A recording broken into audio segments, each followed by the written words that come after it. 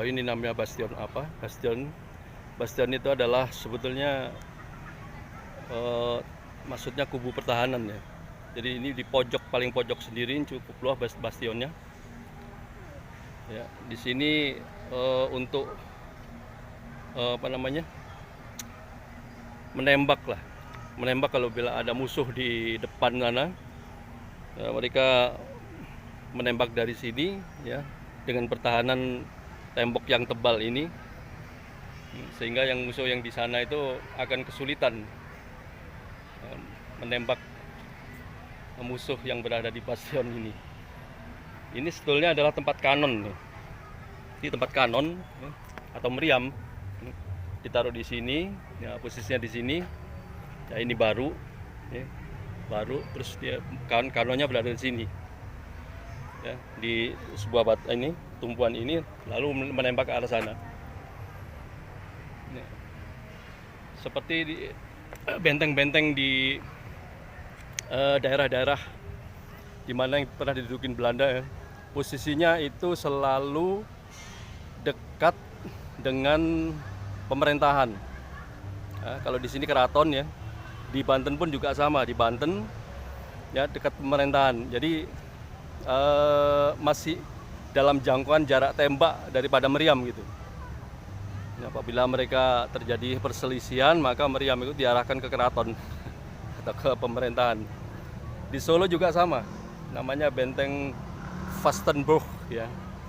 Itu juga sama, cuman di Solo sudah agak rusak ya bentengnya, meskipun fisiknya ada, tapi di dalamnya sudah hancur. Kalau di sini masih terawat. Ini sangat terawat sekali karena masih sangat bagus. Friedeburg itu maksudnya adalah benteng perdamaian ya. Dulu Belanda menyebutnya Friedeburg Fort. Jadi kalau bahasa Belandanya benteng itu fort namanya. Friedeburg Fort. Agak susah kalau lidah Jawa ngomongnya. Ya, kalau di Banten itu namanya Spilman. Ya, benteng Spilman atau Spilman Fort. Ya, Spilman Fort itu dekat kantor Istana Sorosowan yang ada di Banten. Ini bastionnya cukup luas ya. Kalau di Rotterdam Fort Makassar itu ya agak lebih kecil dari ini, bastionnya kecil juga. Termasuk tembok-tembok di Batavia itu ada bastion, dilengkapi dengan bastion, dan banyak sekali. Setiap ujung, setiap sudut itu ada bastion. Tempat menembak musuh, maksudnya sebetulnya itu. Jadi kubu pertahanan, tempat menembak musuh.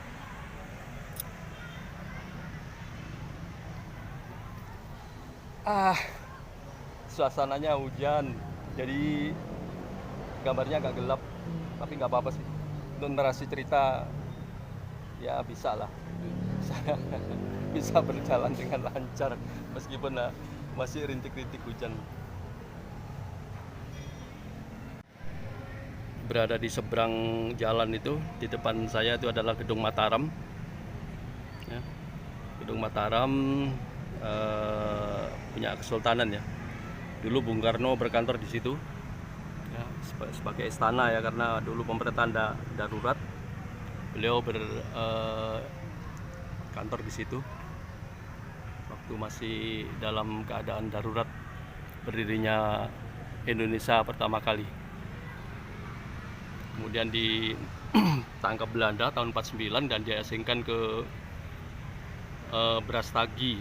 Brastagi itu di Sumatera Utara